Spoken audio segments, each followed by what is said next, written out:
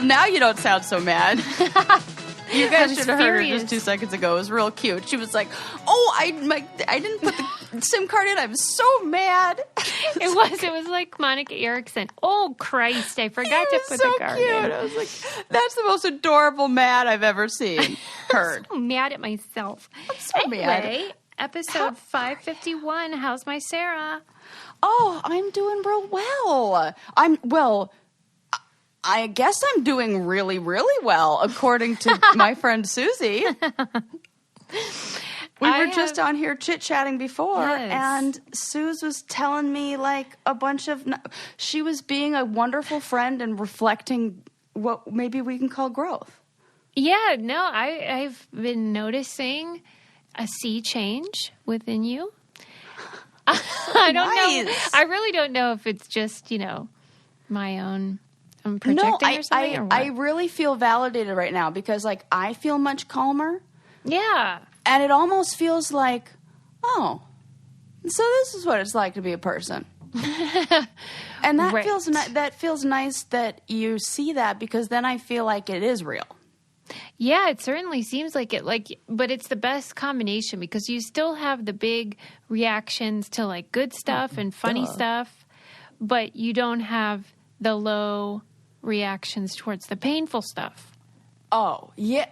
Yeah, Yeah. That's a really good point. That it does feel like that. It feels like I've had a few experiences recently that I've been really scared to have, and they've turned out not that bad. Oh, really? Like the car accident. Okay. I mean, my insurance rate did go up, which was, like, real sneaky of them to do because they did not really tell me. And I was like, what the hell? Yeah. If I had all these months up of this. And it was my first accident ever. So, like, what the fuck?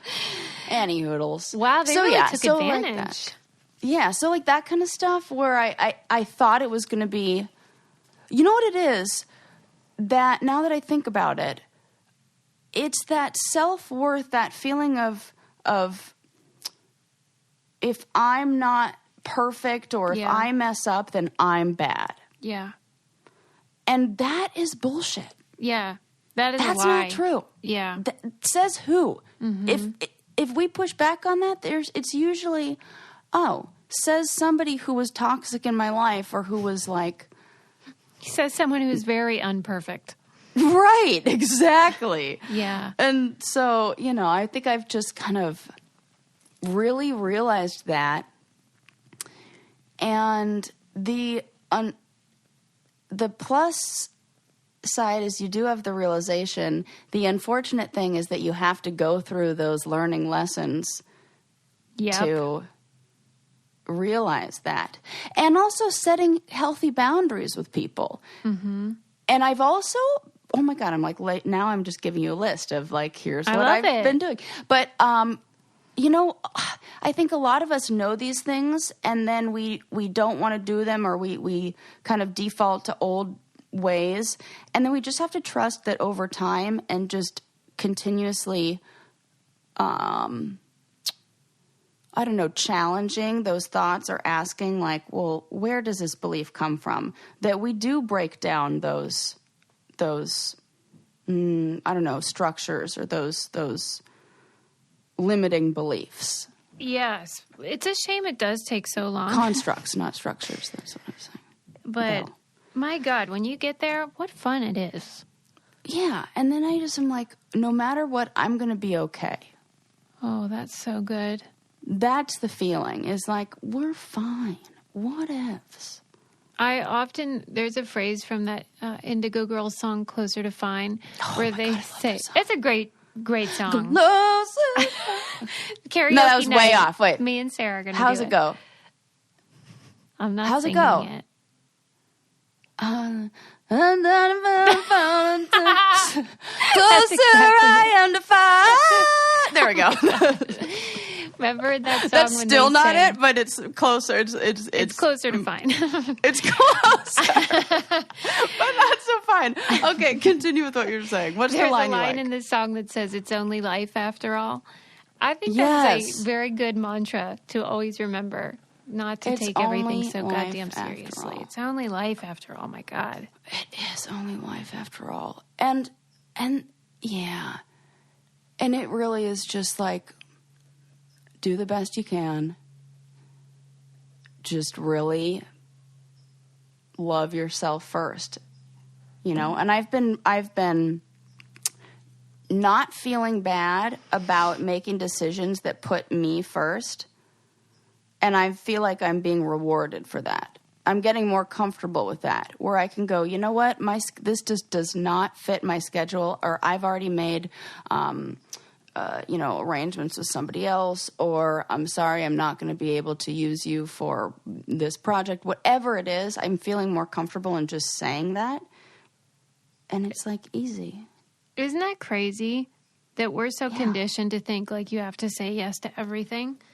That it feels empowering just to be like, no. Isn't that crazy? Oh, it is, man. But it's so great when you get the hang of it. Yeah, it's very freeing. So I feel like I'm getting a little head start to my fucking 40s. It's really great. People have been enjoying that snake skin video that I posted. Oh, have they? I mean, like, it's a real shocker to see that, because Barry caught Sarah this snake. Well, he killed a snake and gave her the skin. And everyone's like, what is she going to do with it? I'm like, she's hanging that baby right up.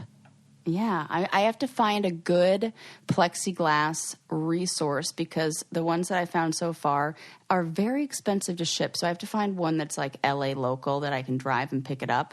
I feel like that shit's everywhere now. Like, you know, so I have to find. Wait, because are you going to crazy, but frame it like the full length of the thing? Yeah. Holy heck, that's and I have the perfect spot. I'm going to put it. It's about the length of the window in my office, so I'm going to frame it and put it above the window, and then it's going to look really cool. That's so fun. Yeah, it's very cool in here. So, but don't worry, it's above the window where my clients can't see it, because I thought about that. I was like, I made sure that everything. I put up some shelves behind me, and I made sure everything that if you're on Patreon on our next episode that we do video version, you can see what's on my shelf behind me. But I made sure everything there was like all client friendly. So if you're a vegan, you don't want I like won't a offend phobia you. emporium. Right. Or offend any vegans or anything like that. Well, and if you happen to be looking for a therapist or someone to talk to, maybe you should try BetterHelp. And let me tell you why. BetterHelp is a great way that you can talk to a professional counselor about whatever it is that's on your mind. But you can do it from the privacy of your own home. You can message your counselor anytime. You don't have to go in anywhere, and you can schedule weekly video or phone sessions, and whatever it is that's on your mind. If you're having trouble with depression or anxiety or anger, relationships, they have people who are specializing in those things. It's so convenient. We want you to start living a happier life today. As a listener, you'll get 10% off your first month by visiting BetterHelp.com/braincandy. Join over 1 million people taking charge of their mental health. Again, that's BetterHelp, HELP.com/braincandy. Yes. So what else is cooking for you? Oh, what else? I mean, just doing a lot of gardening. I'm really hoping that it's like fall soon. It feels like it's never going to be fall over here. Yeah, heat wave or I did wake up right? this morning and had a spooky, foggy morning. So that was kind of fun. That's fun. But then it like went away by 10 o'clock. But are you going to be a witch again this year? Of course I am. I've already picked out and planned all my outfits and. Oh, yes. So you're going to do the whole month of the witch wardrobe. Okay. Yeah. That's so I'm going to go for that. I like to aim high. I've already set up the filter. So. For real? We'll see. Yeah. It's like a special witchy filter. Well, I made it fall, fall filter. Fall filter. Yeah. Okay, well, we'll look forward to that. Yes. Well, okay, so what other things do I want to update you on? There is something that I did this weekend that was pretty fun that I thought you'd like, but, and also I want to kind of dive into and talk to you about a few really exciting things that I have to tell you. Okay. Okay, so I went to the, that Van Gogh exhibit, Oh, the yes. immersive Van Gogh thing? Yes. How was it? Did you go to that? I'm going next month. Okay. Yeah. I really liked it. Was it like what you imagined it to be? Nope, not at all. Okay, tell me what it is. So it is, they call it an immersive art experience. Okay. And it is an exhibit for Van Gogh where you really get to experience the paintings in a different way, in a very up close and Like interactive. it's, you know what? That's the thing where people got confused. It is not interactive. Okay. It's immersive. And they say that, where you're immersed in the painting, but it is not something that you interact with. Okay. That's where I think people are confused, and I think that because of how it was advertised, it looks like a lot of those, like, I think people got the idea that they were going to like a color factory, ice cream factory kind of interactive thing like that. It is not like that at all. In fact, this does not translate to photo at all. Oh, okay. You are not going to go and take good photos. I see what you're saying. Feel like rude to pull out a camera. People have gotten accustomed to this, like, we're going to get all kinds of cool pictures. Yes. But this is and more I just like saw in the moment. people who showed up there dressed for that and looking like that, where I was like, oh, okay. And then they left with kind of this expression on their face, like, especially like girls in their mid-20s, young 20s. Oh, Lord have mercy. You are were kidding like, me. yeah, for real. There's just like a whole bevy of disappointed influencers. Yeah, like if you said like to somebody, dress like you're, you know, going to a Van Gogh picnic, that's what they wore. Stop! I'm not kidding. They were like dresses that seemed very like you should be holding a basket and like, or like Oh my gosh, like cottagecore.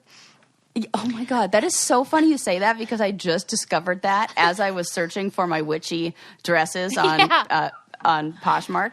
I was like, oh my God, this is a thing. And also, do I like these dresses? Oh, like, heck yeah. I do.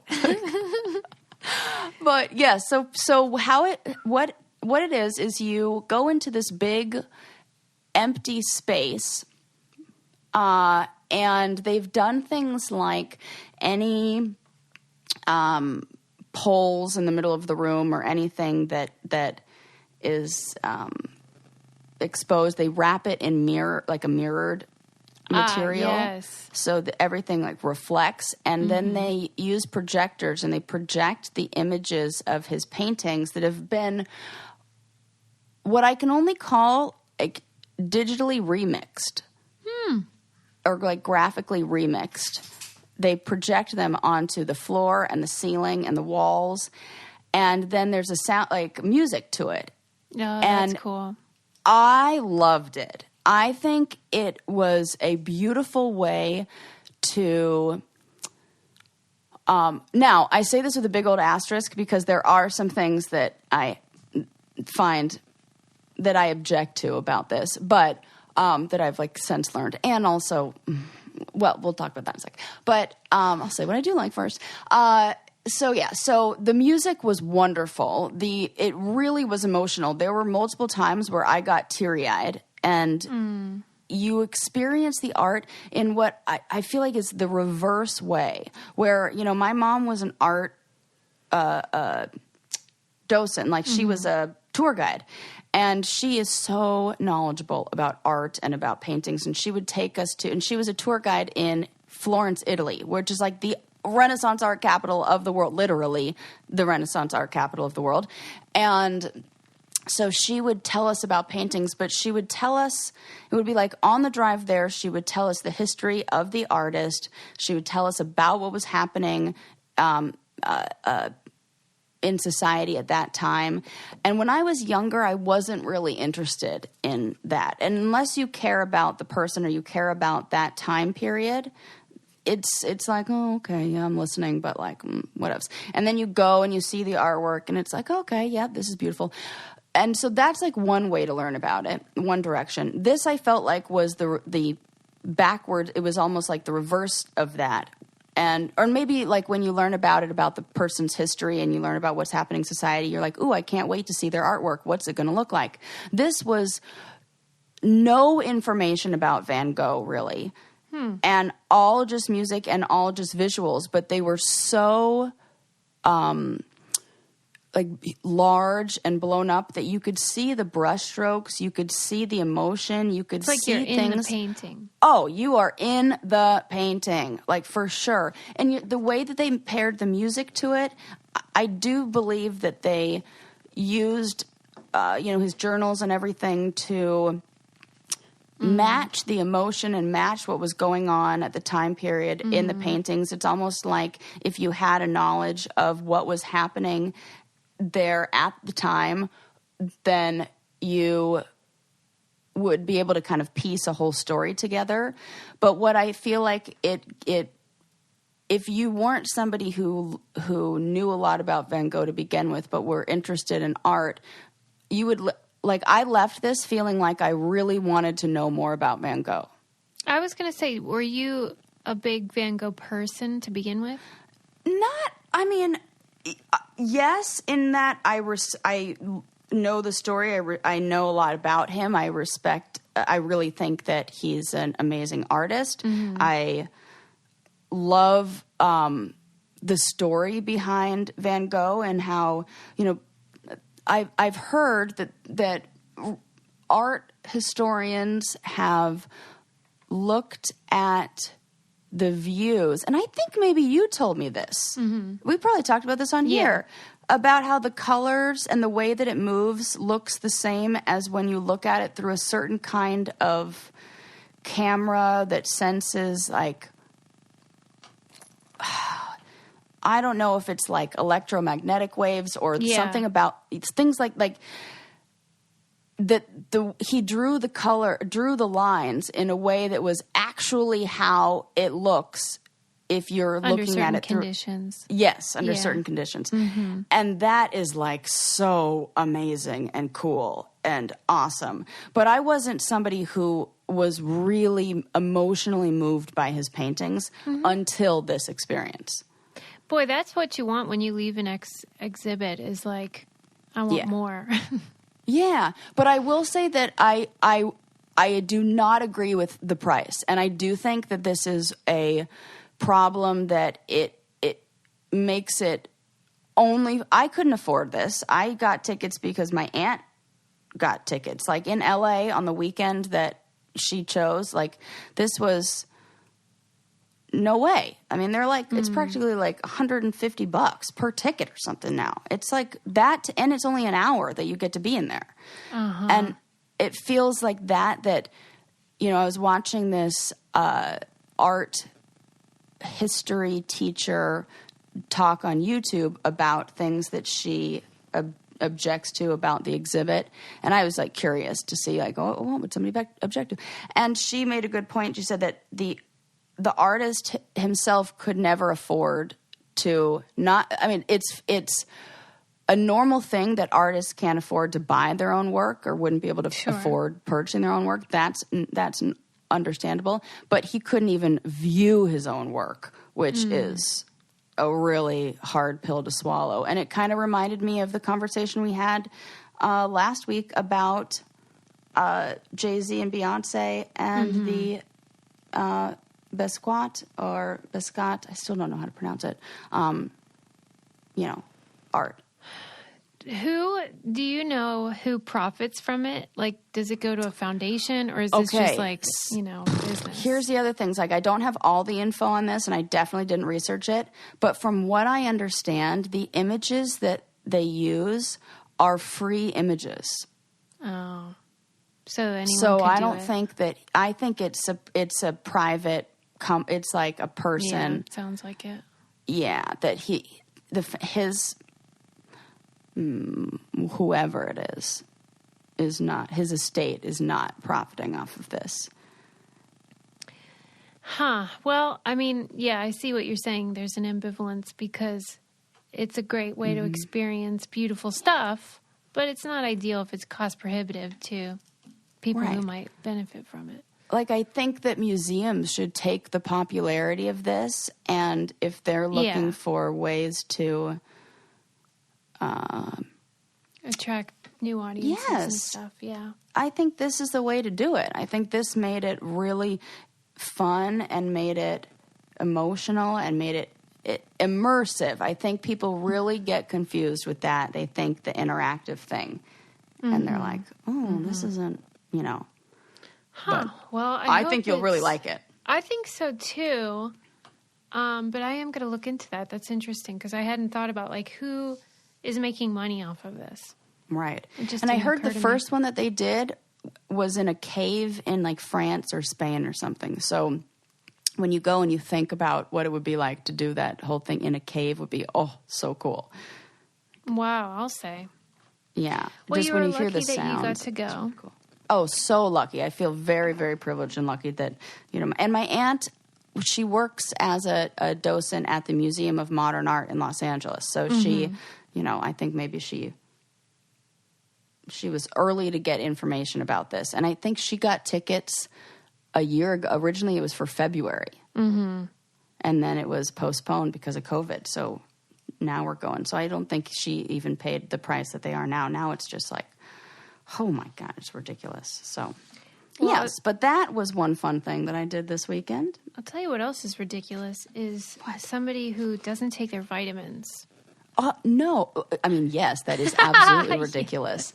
And, it's funny because I was using my I got a bag from them that is a recyclable bag, I believe.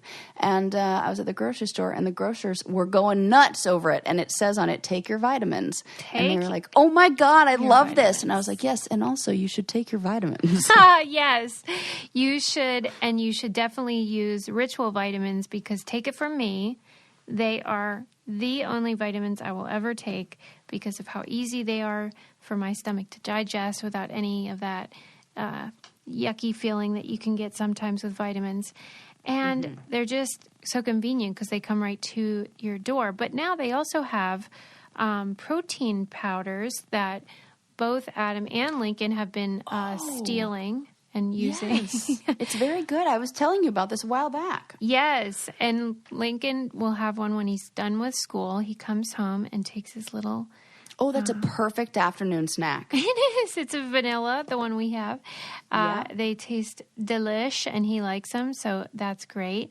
So why not shake up your ritual to make trying something new less scary? Ritual offers a money-back guarantee if you're not 100% in love. Plus, our listeners get 10% off during your first 3 months. Just visit ritual.com/braincandy to add essential protein today. That's ritual.com/braincandy. That's such a good thing. And they're made out of peas. Come on. I love stuff like that. Oh, yeah. Oh, right. Totally vegan friendly. Right. Come on now. Yes.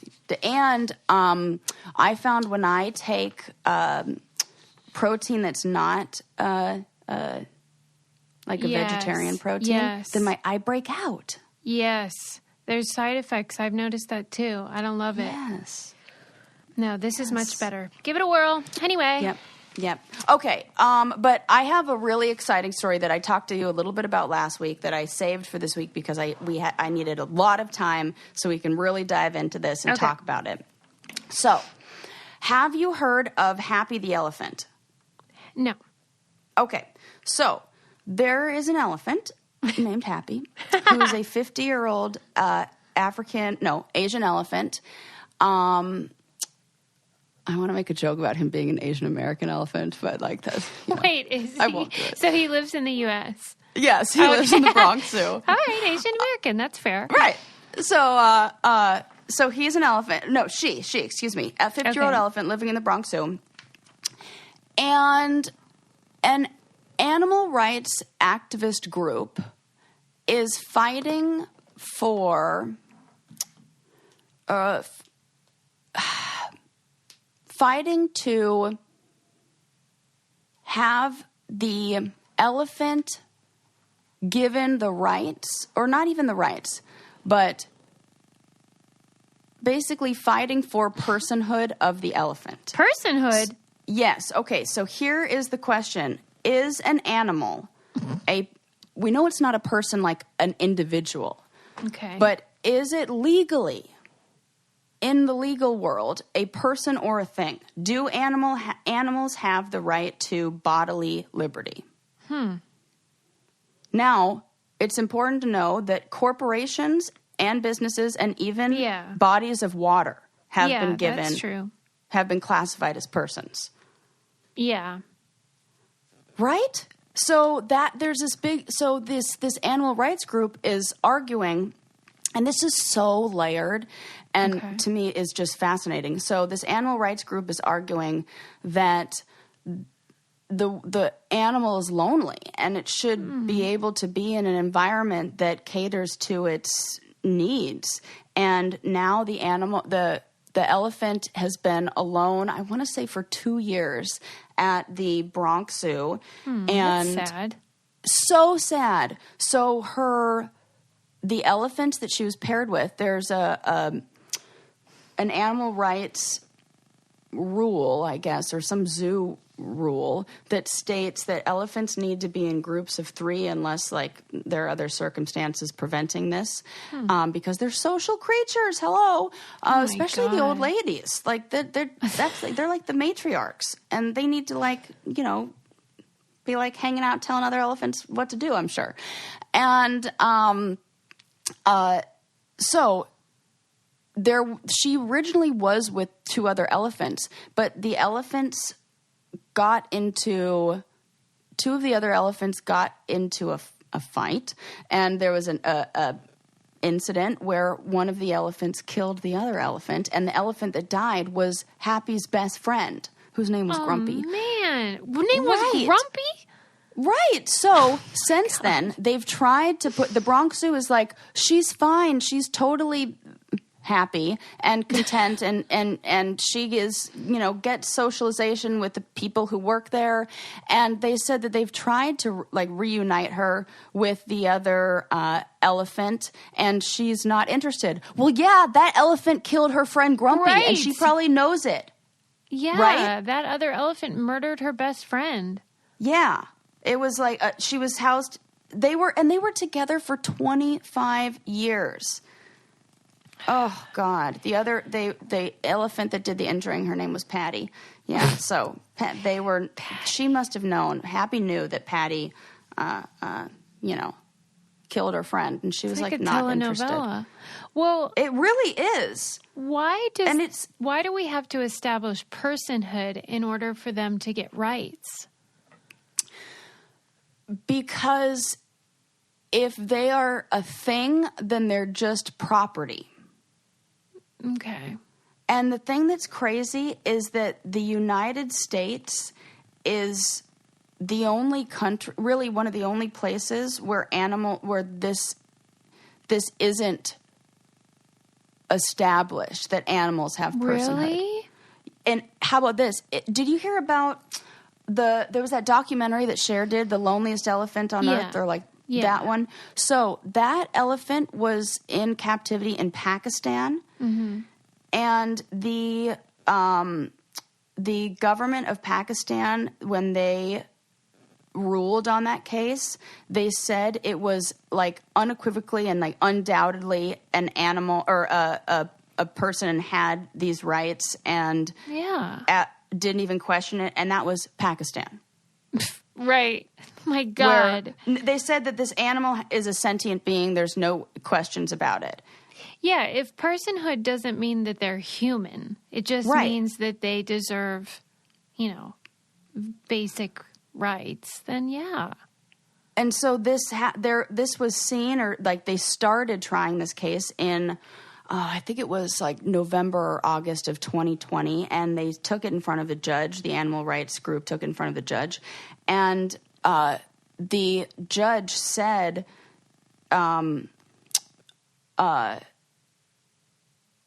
kind of like what you were saying there, like, oh, so like what? Can it vote? And like, what does this mean? Like, it's a person? Like, what does that mean?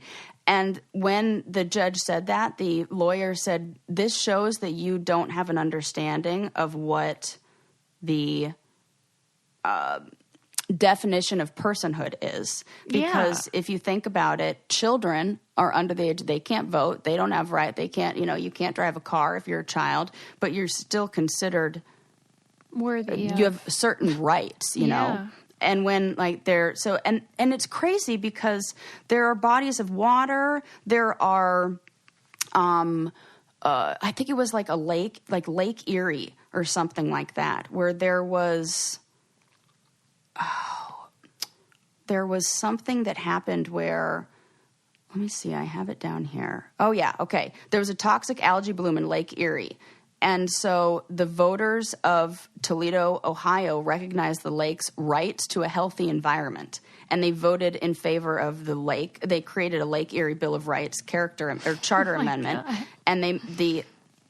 And because they established that, it meant that attorneys could sue polluters on the lake's behalf.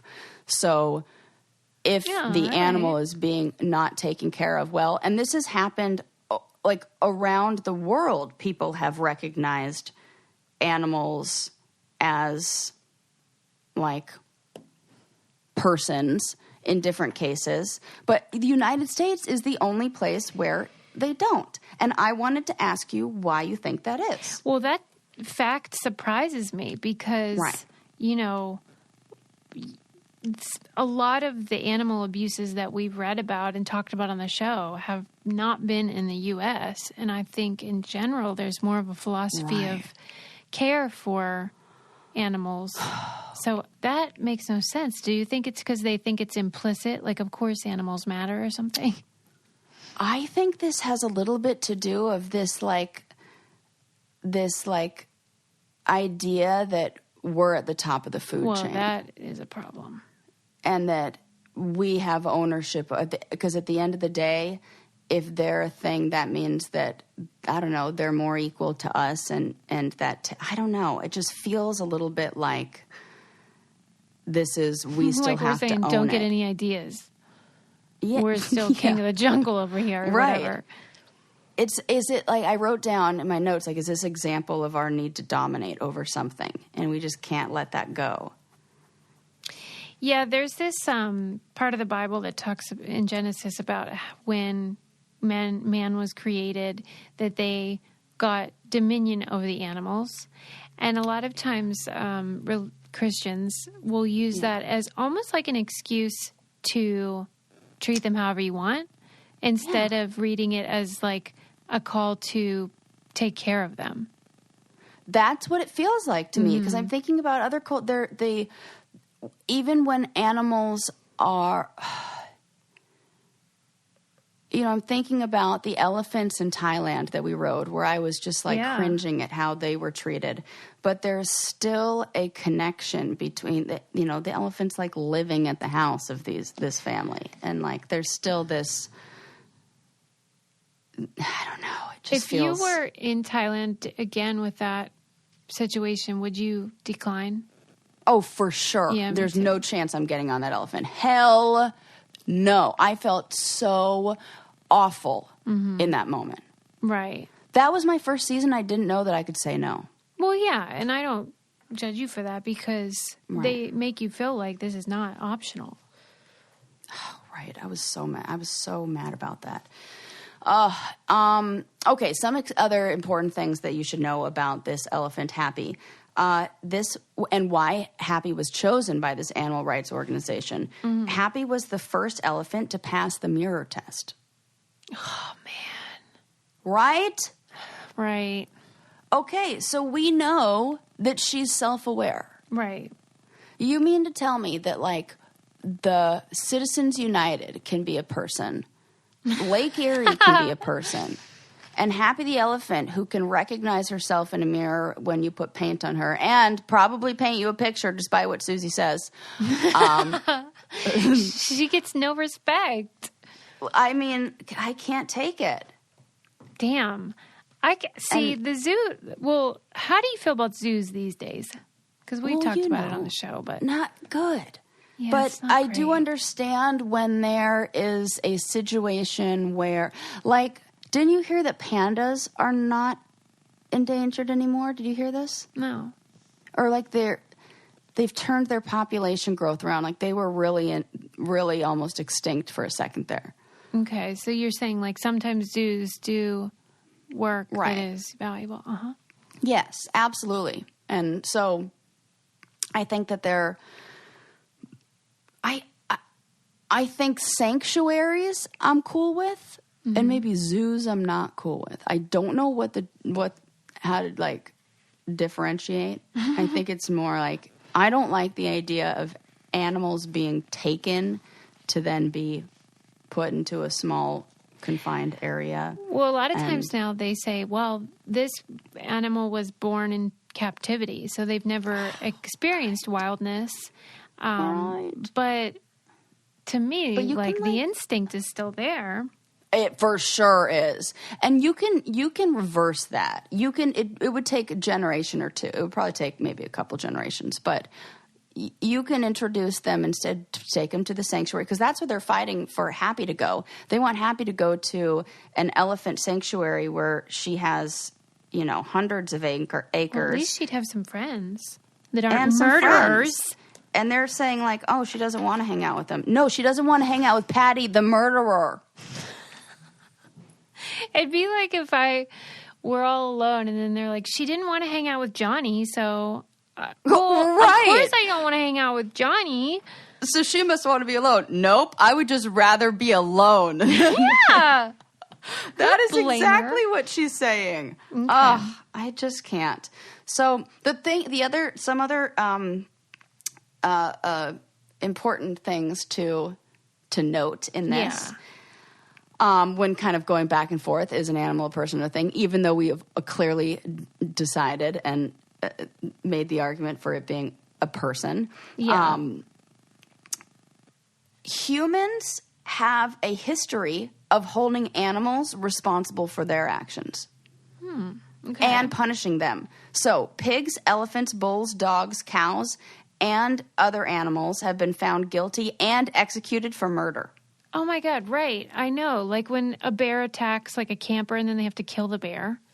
So if we can try an animal for... Try. I mean... Do we actually do I'm that? not kidding. Like they've really taken it to go. And I know this was a long time ago, but in the early 1500s, this is really funny. A French bishop accused rats of eating the local barley crop and initiated a trial and assigned the defendants a lawyer. But the case was dropped after the rats failed to appear in court.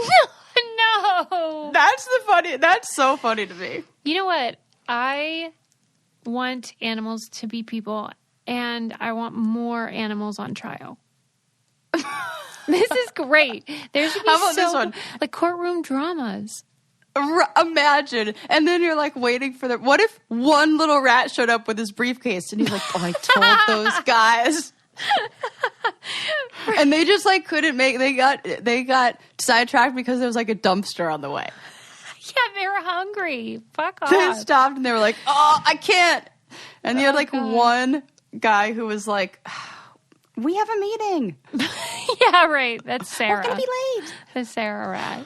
And okay, so I'll tell you another one. In Germany in 1559, a parson banned sparrows from the church for their unceasing and extremely vexatious. I don't even know that word. Do you know that word? It's a good word. Vexatious. Vexatious. Vexatious. Oh, why no vex? What's vex mean? What vexes thee? Like what upsets you? Oh, it's definitely vexatious. That's that. Okay. Unceasing and extremely vexatious chatterings and scandalous unchastity during the sermon. And he enlisted hunters to kill any birds that violated the ban. Wow. So he's like, I ban these scandalous, unchaste. Yeah, I don't even know any words today. No religious words, apparently. So animals have definitely been on trial before. And so, like, if you can do that, then you should be able to, like, give the animal rights. I don't even understand why we have to debate all this stuff. It's like, okay, stop being an asshole. That is what I thought too. But then the argument, the other side of it, says that what would happen is and what this animal rights organization wants is they want autonomy, essentially, which they define it as non-observable internal cognitive process. So for the elephant, and that's what they say. They're like determining a creature's autonomy would be an impossible task. It would be, you can't really do that. Like, and they say it's kind of a slippery slope because of laws and why they don't want to even open that box, and they have to keep things, what they call a bedrock distinction between humans and animals, because of a bunch of regulations with things like dog shelters and the transportation of horses or the criminalization of animal abuse. Like, we've set up laws and everything to see animals in this way. And if we changed it, like, I could only imagine what it would be like to take Bo on an airplane. But I was just going to say that, like, anytime somebody has to use the slippery slope argument to object to something, to me that means they don't actually have an argument. This is what people used to do about, like, gay marriage. Right. Well, what's next? We can marry our dogs? No. Right. There's nothing because next. What are they doing in Pakistan? Right. What are they doing in other countries where... Yeah, this is... And you know who said that? The fucking Wildlife Conservation Society, which runs the Bronx Zoo. Right. So we will call that a little conflict of interest there. Right. Yeah. Well, I'll tell you what I don't have any conflict about, and that is how much I love the service Noom. Oh, yes. Oh, my gosh. I had a friend who's getting ready for her wedding, and she used this. Oh, my God. It is so helpful. I don't know if she said it helped her correct habits she didn't even know she had. Yeah, and we're all like that. We all have behaviors that we don't even think about that Noom can help you mold and shape and change to become a better version of who you want to be. So if you have a goal that you're working towards, whether you want to, have less stress and meditate more or lose weight or work out or whatever, they can help you. They can hold you accountable. They can encourage you. They'll send you information on how to become better. It's a cognitive behavioral approach. I've heard so many people that love it just as much as I do, and it's so empowering if you are looking to improve, which we all should be. Start building better habits for healthier long-term results. Sign up for your trial at noom.com/braincandy. That's NOOM.com/braincandy. Do you have other things? Because we have a guest, so I can either jump right into that. I love a guest. Oh, it's such a good guest, too. But I don't want to cut you off if you have other fun stories or whatever. Well, I mean, I'll save them for next time. I always have fun stories, but I was just really excited to have our debate, which turned out to not be a debate at all, of is an elephant a person? Yeah, no, I'm glad we're on the same page there. Yeah. But really, stop being an asshole, whether it's to people or animals, and you'll be in good shape. I mean... Yeah, at the end. Okay, so I read this book. It's called The Sleeping Beauties and Other Stories of Mystery Illness. Oh, my gosh. I'm so excited. I can't wait. It's so good, Sarah. There's nothing I love more than mystery diagnosis and mystery illness. Ooh, I mean... So, like, I'll give you an example. You know, where you'll read about some random 10-year-old girl who's suddenly catatonic and can't open her eyes and won't get out of bed. And, like, there's all these things that can happen. And people are like, they are fine. We did all these scans. We did all these tests. And they are in good health. And so people become desperate, to figure out what is causing their child or their loved one to suffer. And a lot of time there's this idea that, they're faking it. Mm-hmm. And Suzanne O'Sullivan is the author, and she's also a medical doctor. And she went around the world interviewing people who have experienced these quote-unquote mystery illnesses. And she just says what she has found. And essentially, she describes this so elegantly in the book. Let's say you're embarrassed. And you blush, right? That is emotion causing a physical symptom. Yes. That isn't fake. Correct. But isn't caused by like a disease or whatever. Yeah. And like when you're sad, you produce tears. That is emotion making a physical manifestation. Yep. But we have this weirdness as humans where we're like, but it can't be more than that. Like if you suddenly can't move your legs, they would not accept it as, well, she had an extreme stress or trauma or whatever. Oh, I hate that. I hate it too, and I hate as that somebody who experiences a multi-chemical sensitivity, which is heightened by that. Sometimes it's strong, sometimes it's not, and it's like, yes, it's caused, like it's in my mind, but not in my mind. Yeah. Well, it's so hard to argue for those things. Right, and that's what everyone in the book. They were so desperate for these diagnoses, but the reason they're desperate for like an actual quote unquote medical or organic diagnosis is just because there's a stigma if you say, this is psychosomatic, because then it's like people think they're faking or they can just stop. But that's not true. And you can't. Oh my God. And you know what was cool? My brother, as you know, recently lost his wife, and at 46, super young, super traumatic. And he woke up with all these abdominal pains, And so it was crippling, and it went on day after day.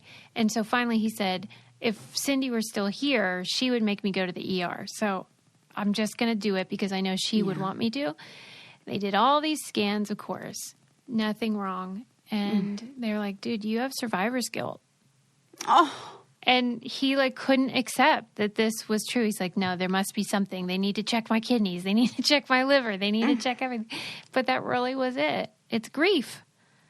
This is what happens when emotions are repressed and they build up and they turn into physiological symptoms, and that turns into dis-ease, which is disease of the body. And it's real. This is so real, people. So real. We're going to see more and more and more of this. I can't even... Oh, for sure. Collective trauma. Absolutely. And I told her, like, I have been a part of the problem. Whenever people have, quote-unquote, psychosomatic issues, be it chronic fatigue syndrome or fibromyalgia, I'm, like, internally have to not roll my eyes because I'm just like, oh, come on. It's almost like the evangelical in me, like, just think positive, you know. Or even remember when we were talking about panic attacks. Oh, my God, right. If you haven't experienced that, you think, you're fine. Just take some deep breaths. Well, and I get migraines. I'm sure a lot of people think those are kind of like, you know, is that real or is that emotional? You know, a lot of people have things, and she uses these more extreme examples, but I think a lot of people can relate and will really love how she unpacks it in the book, how she makes you see what our bodies do, why it matters, and maybe how you could prevent it or deal with it if you experience it. Yes. Fantastic book. I think you guys would all love it. Suzanne O'Sullivan, and she's so charming and lovely. I really enjoyed talking with her, and she's just so goddamn smart. Where you're just like, can you just be my life coach? Because, I love that. Anyway, but you guys would love the book. It's great. And let's welcome Suzanne to the show. All right. We're in business. Thank you so much for coming on Brain Candy. I'm so honored. You're a star, man. I'm delighted to have the opportunity to talk to you. Thanks so much. Are you feeling like, holy heck, I'm amazing? Like, I'm a doctor. Now I'm a fancy writer. Are you like on top of the world? No, I am I think like so many people, I completely have imposter syndrome. I just have that constant state of like, I cannot believe this is happening to me. When are they going to find me out? When is it all going to fall apart? All of that. So, well, let me reassure you, because your book, which is here, The Sleeping Beauties and Other Stories of Mystery Illness, is tremendous. Thank you. Totally fascinating. And you did such a beautiful job of making it accessible to mere mortals and really opening my eyes to so many things that I had never considered. I wanted to start with, at the beginning of the book, you beautifully describe how humans accept the idea that things like embarrassment can cause blushing and sadness can cause tears, but then like our understanding of that connection between emotion and physical manifestations is suspended. Why the heck do we do that? Yeah, I know, it's amazing. People are willing to kind of go just so far in agreeing that their bodies respond in a certain way to sort of emotional things or ideas. But when it gets to sort of the more extreme disabilities, people really struggle. So to kind of try and bring those ideas home to people, I just give common examples. So, for example, if I say to somebody, you know, walk a straight line, sort of heel to toe in the middle of a basketball court, you know, anybody could do that without difficulty, assuming that they're well. But if you say to someone, now walk that exact same straight line on the edge of a cliff, or, you know, at the top of a kind of wall where you're safe, but it's very high, it immediately changes the way you think about your body. And I think that people need to sort of become more aware of these everyday examples in which provide evidence to the fact that we're not actually as in control of our bodies as we think we are. Do you know what I think it is? We give ourselves too much credit. We think we're walking around completely in control of everything that we're thinking and doing and feeling. But you know what? Our unconscious brain is doing such a huge amount of work, and we're simply not aware of it. And I think it's from that sort of unconscious place that these symptoms arise. But, you know, if I say to people, you know, that if you're looking at something now, that everything that's in the periphery of your vision is being constructed by your brain to fill in a space, because in order to be safe and in order to pay attention to the things that are important to us, we have to be able to concentrate on certain things. And everything else around us is being filtered out. Unimportant things are being filtered out. Unimportant things are being constructed from the predictions and experiences. And our brain does that to make us efficient. But you know what? It's just like hair or your liver or any bit of your body that works also goes wrong. And these unconscious mechanisms go wrong very frequently. And I suppose it's a scary thing to admit that there's this part of your brain that's doing all sorts of stuff without you manning the ship. I think that's it exactly, isn't it? You know, we like to think we're in control, and anything that challenges the fact, especially, you know, we kind of think, oh, I'm intelligent, I'm insightful, I understand myself. And anything that challenges that view of ourselves is actually quite hard for people to accept. But unfortunately, it's reality, so they have to accept it. Yeah, and it comes to a bit of a problem whenever these folks struggle with these things and nobody wants to deal with it because it involves these mysterious elements. Yeah. But you did such a great job, too, of describing, I mean, you describe illness as socially patterned. I never even considered the idea. I just thought, well, I have a fever and this is how you treat it. It's just very simple. But you're saying these things are informed by the societies in which we live. Can you describe that? I mean, what it's important to understand, I mean, this applies to all fields of medicine, but it applies particularly in mental health research. So all mental health research is, or never say all, but the vast majority of mental health research is done on white people who are educated, who live in industrialized countries, democratic countries, and rich countries. That doesn't represent most of the world. And we take it as a sort of a gold standard that what's true for us is true for everybody. But if you compare, for example, something simple, which we can all understand, like weight, you know, an overweight person in Los Angeles is not the same as an overweight person in Samoa. These are completely different things. So we have different ways of interpreting our bodies and different standards for normal in different societies. And I think we kind of have this sense that Western medicine is the sort of gold standard. It gets the final say in everything. Now, that's right, of course, for things like cancer treatments or high-tech surgeries. Of course, Western medicine is, you know, superior in certain ways. But when it comes to sort of measuring things that have no absolutes, like how depressed does one need to be referred to as having an illness of depression, or how high does blood pressure have to be before it becomes abnormal. Then what you have is doctors who exist in a particular society determining those limits of normal. And you also have all of society's drives determining what we think of as normal. So, for example, in Western societies, in England, in the US, we're driven to find as many diseases as possible because doctors don't like missing diseases. They don't want to be sued for missing diseases. Pharmaceutical companies want to sell drugs, and research doctors need people to research on. So everything in Western society drives us to pathologize. So it's very much in my favor to call depression an illness, because then it becomes my business. But if I call depression situational, then it is less my business. So society, in certain categories of illness, society drives us to decide what illness is and isn't. And we assume, because we only hear about Western medicine, we assume our way is right and the only way, but it's not.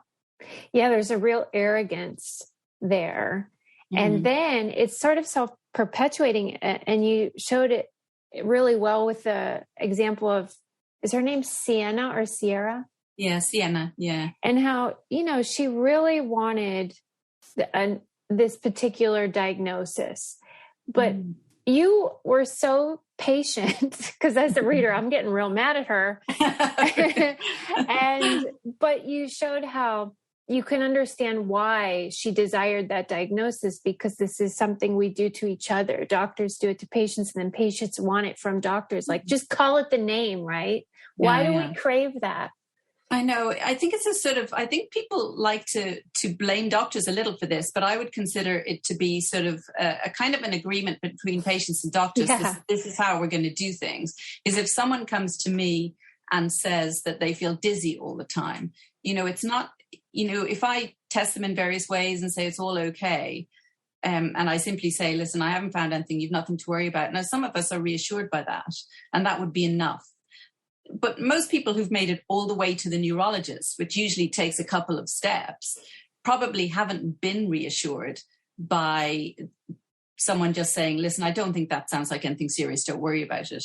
So then what happens is myself and the patient enter into a complicit agreement to give it a label, to say, well, I think this is vertigo, or I think this is a viral infection, or sometimes more harmful labels than that.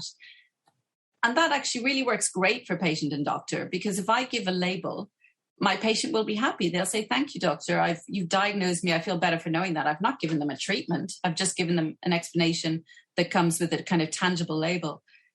The patient feels better because I've got the label. I feel like I've done a great job. Brilliant. What none of us are really considering is the effect of labeling, the effect of how one changes one view of oneself, or how one changes how one views one's body once one has a label. So if, for example, I'm given a label of migraine, which clearly is a serious condition, but if someone tells me I have migraine, I might go away and look up all the other symptoms of migraine and then examine my body for those and begin to find them. So it can sort of cause you to find other symptoms. So in other words, you are embodying the label that you've been given. The other downside is that you never shake a label, particularly something like depression, a mental health diagnosis. Once you have it, it's on your medical records forever. So it can become a defining characteristic of you. So that moment between me and the patient where we both agreed on a label that satisfied us both can have long-term implications that we're not thinking about. So I'm really a fan of not labeling if possible, because I've seen many people inhabit those labels, kind of dig into them and make them part of their identity. And that's really a problem. Throughout the book, you show all these case studies, and some of which are communities that experience it and others are individual. In the early part of the book, some of those community examples include a religious component, and they rely on both doctors and shaman. How does that intersect, and why does that happen in some communities? It was really interesting for me that actually, because, I will openly say I'm an atheist possibly agnostic, definitely agnostic, possibly atheist, you know, so it was difficult for me. I met a wonderful community called the Mosquito people who live on the Mosquito Coast of Nicaragua. And they have an illness there that only affects them. It's referred to a culture-bound illness since it only affects their culture. It's called Greasy Sickness. And it manifests as kind of manic seizures, crazy behavior, running around. You know, if we saw it within our culture, you know, it would probably be given a psychiatric label, but within the mosquito community, it's referred to as greasy sickness. It's attributed to a demon attack, and it's treated with ritual. Now, I think many people in Western societies will hear that and think it sounds really, well, let's say crazy, which I think is an okay word to use if you understand that greasy sickness translates to crazy sickness. It does sound crazy. Actually, what it is a socially sort of sophisticated way that the mosquito people use of expressing distress and asking for help. So it's actually a wonderfully nuanced condition that is a way for me to say to you, I need help. I'm not feeling well. I've got a particular problem. And for you to then provide me with the help without either of us needing to be too explicit about an embarrassing problem. And the way, so it's a kind of a language of distress that's understood by the community and elicits a caring response. And that caring response works. And those people treat this problem with ritual. Now, I have seen many patients of mine who have similar seizures and similar behavior, but in Western communities, we give it a psychiatric diagnosis. And you know the difference, right? In greasy sickness, when they have this sort of wonderfully nuanced way of understanding it and treating it, it gets better 100% of the time. Identical symptoms when they come to my sort of university-affiliated hospital in London, only 30% get better. So in other words, you know, these people are making 100% people better with ritual, and I am making 30% better with psychological interventions. Well, there's something to be learned there. And I don't think the thing to be, I'm not saying let's all become more spiritual. You know, that's either something you feel or you don't feel. But there's something in the ritual, and there's something in the way that these people's symptoms are saying, I need help. I don't want to have to talk about it too deeply, but I need help. And then they are provided with help and they get better. And there must be something in the type of care that they get and the community response that they get that we could learn from without needing to resort to sort of pseudoscience or ritual. Yeah, and it felt very beautiful because if I were dealing with patients that you're describing, I probably would not have much compassion. And I noticed that theme in the book of this idea of like, number one, people don't want to be seen as faking something. And there's also this stigma that they are. And I feel like I've contributed to that. And I am glad you demonstrated why that's harmful. And did you feel like that's just like the main thing, this idea that they think if it's considered psychosomatic, then it's faking? Absolutely. And I mean, I felt those sort of negative reactions myself, certainly when I was a junior doctor.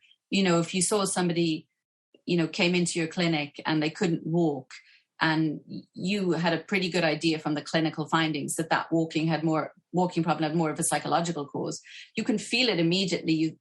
The drop in sympathy for that person, the sort of sense that, you know, that their problem situation, they could ultimately recover. And that somehow makes you feel less compassion for them. Whereas I'm always trying to argue that if two people can't walk, they're equally disabled, irrespective of the cause. But what I've found, it's taken me many years to come to this position, because certainly as a junior doctor, I had the same wry look at people who had psychosomatic conditions as anyone else would, and the same sort of lack of urgency of response as anyone else would. But then I've seen so many people's lives destroyed by psychosomatic conditions. I think there's a perception they're less serious than other medical problems. But if you compare, so I also care for people with epilepsy, which is obviously a brain disease. People with epilepsy will get better 70% of the time. People with seizures due to psychosomatic cause, which are called dissociative, what used to be called hysteria, they get better 30% of the time. So while epilepsy is a very serious disease from which one can die, one also has a much better chance of living a completely normal life with it, whereas psychosomatic conditions are very hard to make better. So I think people need to sort of appreciate that the severity of these things and how many lives are destroyed by them. You touch briefly in the epilogue about the idea of prevention. Do you think that's something that's even possible?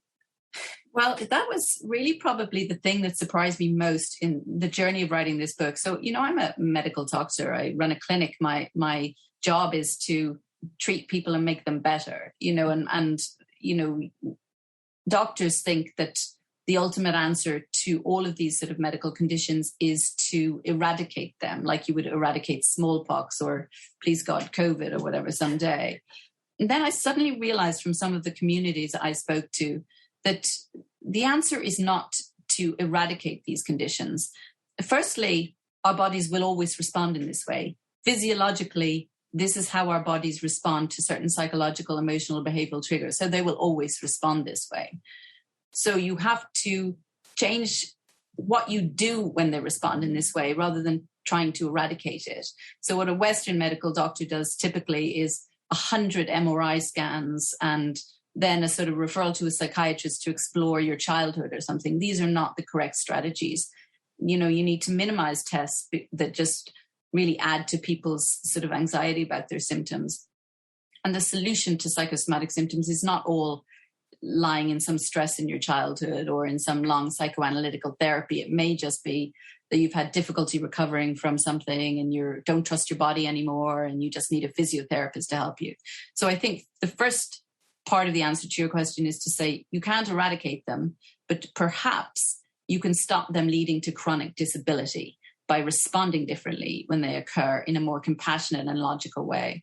But also I realized at the end of the book that actually psychosomatic conditions are necessary. If you take the example of the Greasy Sickness community, they use these kind of physical ways of expressing distress to ask for help. And other people I met in the writing of the book used these kinds of physical expressions of distress to sort of solve social problems, to say, well, something's not right in my life and I recognize it through these physical symptoms. And if I change this bit of my life, the physical symptoms will go away. So they're a kind of also a coping mechanism that we use to tell us, do you know what they do? They tell us you need to change something, you need to take a break. And if they're telling us that and we've no one else to tell us that, then maybe we need them. It would have been a simpler way of saying it. I know, that makes so much sense. I'm curious about the gals at the beginning of the book who, these are younger kids in catatonic states, sometimes for years.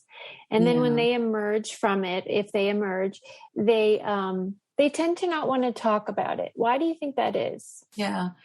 Well, I mean, these children are extremely traumatized to begin with because these are children from asylum-seeking communities who have traveled to Sweden seeking asylum there. They've had terribly traumatic backgrounds, but they've arrived in Sweden as children. And I'm sure that, they probably don't know that they're not considered Swedish in the first instance, because they're very young when they arrive in Sweden. We make those distinctions, but I don't think children make those distinctions. And then when faced with asylum, they fall into this state called Resignation Syndrome, which is a prolonged coma-like state. I think that part of the reason they don't want to talk about it is part of the reason probably is they're not fully aware of what's happening to them during it, because it's what probably causes it is that sort of thing called dissociation. That thing where you read the page of a book and you don't take it in, or you're desperately listening for a particular part of a news broadcast and it just goes by you at any moment, several times on several listens. That state of dissociation is where our different parts of our mind, our attention and our awareness and our memories separate from one another, so we don't take things in properly. They're probably in a partially dissociated state, so they're not taking things in.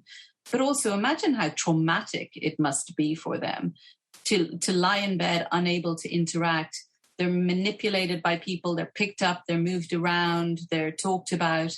It must be horrifically traumatic. And I think that their attitude is, they'd rather move forward with life. I read something very nice. I think it was about Latvian people who said that, after when someone dies, you should step over the grave and start to sing. I've forgotten the exact quote, but the point was that, they don't advocate prolonged grieving. They advocate sort of moving forward and being joyful rather than poring over things. And I think it's a very Western culture thing to think we need to talk about things and to tell people that they have to talk about things. That's it's such a psychoanalytical thing. But you know what? A lot of cultures don't believe that talking about things is the best thing. A lot of cultures think that the best thing is just get on with it. And I wonder if we shouldn't do that a little ourselves sometimes. Yeah, I think we could use a touch of that.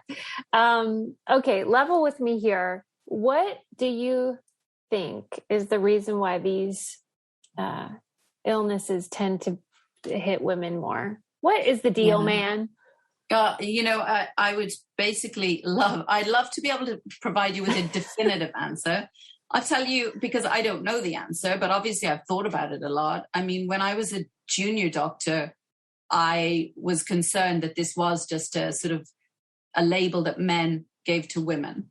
However, I am a woman and, the vast majority of my patients are women. So there is no doubt at all that this is a female predominant condition. I think there's a few different reasons. I think, first of all, in some of the subsets of these conditions, women are physiologically vulnerable.